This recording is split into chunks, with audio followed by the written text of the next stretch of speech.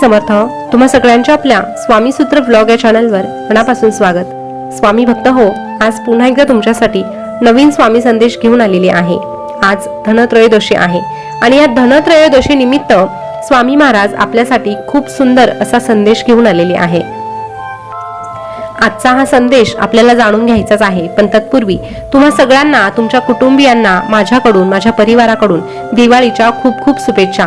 ही दिवाळी तुमच्या घरासाठी आनंद, भरभराट, समृद्धी घेऊन येऊ एवढीच मी स्वामींकडे प्रार्थना करते आणि याचा संदेश काय आहे तेही सांगते.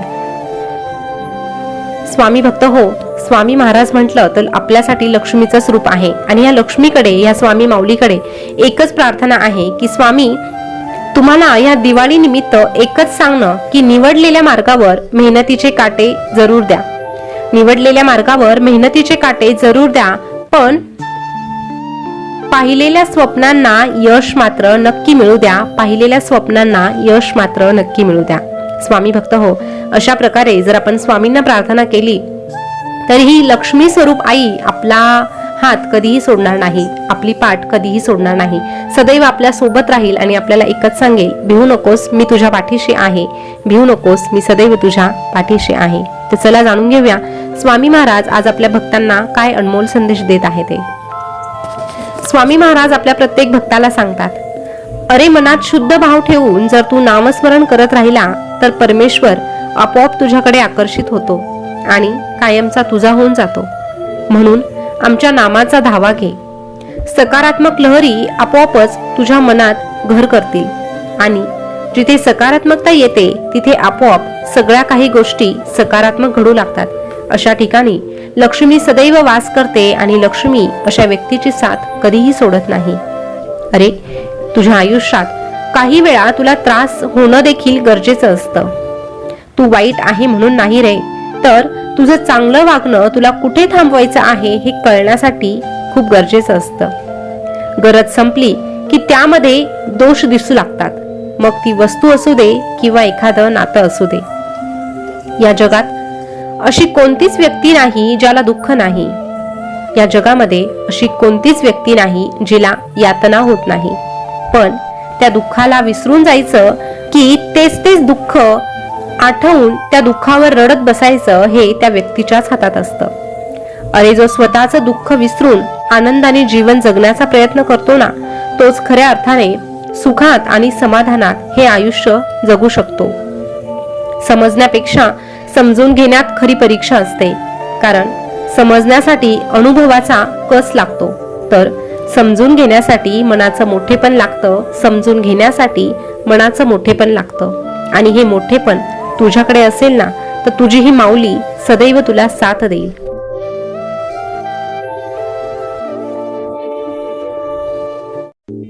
कुणी कितीही माणुसकीची उदाहरणे दिली तरीही कायम एक गोष्ट लक्षात ठेव, या जगात कोणीही कोणाचं नसतं. म्हणून तू माणुसकी अवश्य जप, पण दुसऱ्यांसाठी अगदी स्वतःचं आयुष्य पणाला लावू नको. दुसऱ्यांसाठी स्वतःचं अस्तित्व गमावू नको. अरे, दुसऱ्यांना मदत आवर्जून करावी, परंतु प्रत्येक वेळी दुसऱ्यांसमोर स्वतःला सिद्ध करता करता स्वतःचं अस्तित्व जर नष्ट होत असेल तर कुठेतरी थांबायला हवं. कारण ज्या व्यक्तींना तुझ्या मेहनतीची किंमत नाही, तुझ्या चांगल्या वागण्याची त्यांना जराही फिकीर नाही, तर अशा लोकांसाठी स्वतःचा वेळ गमावणं हे व्यर्थ आहे.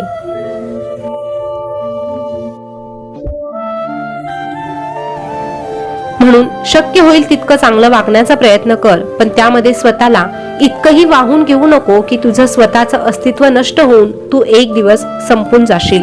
म्हणून स्वतःचा आत्मसन्मान, स्वतःचा स्वाभिमान कधीही सोडू नको. हक्क पण तिथेच दाखव जिथे तुझ्या शब्दांना आणि भावनांना किंमत असते. काल तू जे साध्य करू शकला नाही त्याबद्दल पश्चाताप करून जगण्यापेक्षा आज तू काय साध्य करू शकतो, तुला काय साध्य करायचं आहे याचा विचार कर. हा विचार करून तू जागा हो. आयुष्य तुझा सर्वात मोठा गुरु आहे.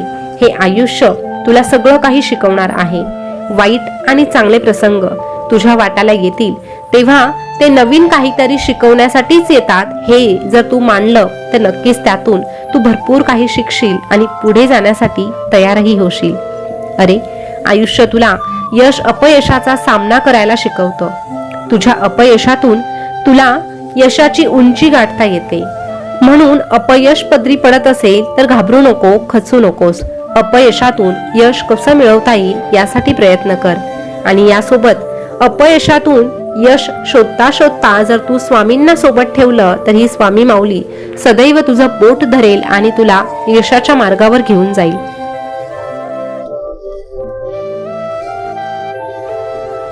एक गोष्ट सदैव लक्षात ठेव, अति दुःखात असताना आणि खूप सुखात असताना, खूप आनंदात असताना कुठलाही निर्णय तू घेऊ नको. कारण दोनही परिस्थिती अशा असतात की त्या दोनही परिस्थितीमध्ये तू योग्य निर्णय घेऊ शकत नाही.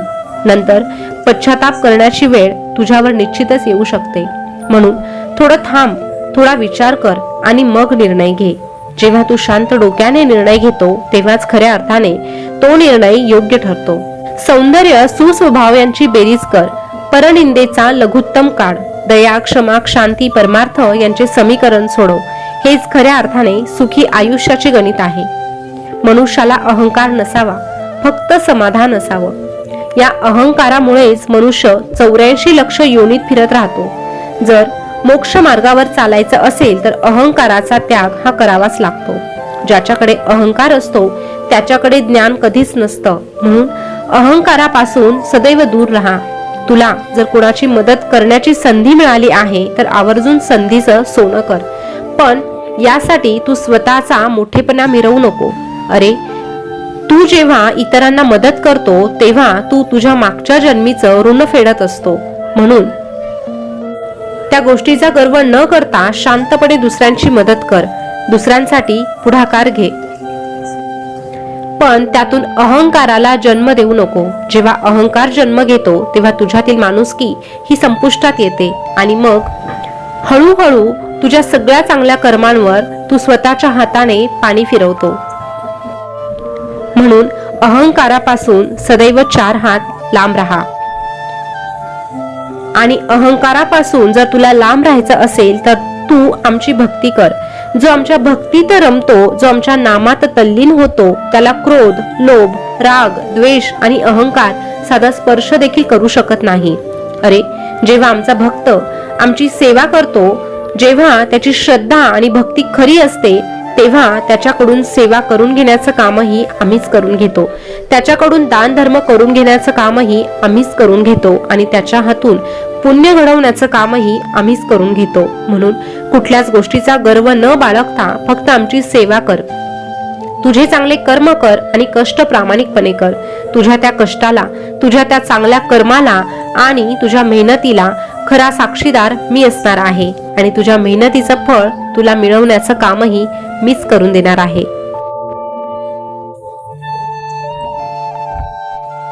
अरे, जेव्हा तुझी नियत अशी असणार आहे तेव्हा तुला काहीही कमी पडणार नाही याची खात्री तू स्वतःच्या मनाशी बाळग. भिवू नकोस, मी तुझ्या पाठीशी आहे. भिवू नकोस, मी सदैव तुझ्या पाठीशी आहे.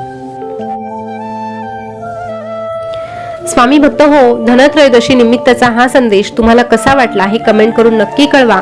या संदेशाचं पालन करून जर तुम्ही तुमचं आयुष्य जगलात तर नक्कीच तुमच्या घरामध्ये धनाची कमतरता कधीही भासणार नाही. तुमच्या घराची भरभराट ही कायम होत राहणार आहे. तर चला पुन्हा भेटूया नवीन स्वामी संदेश घेऊन. तोपर्यंत स्वस्थ रहा, मस्त रहा आणि आपले स्वामी संदेश ऐकत रहा. धन्यवाद.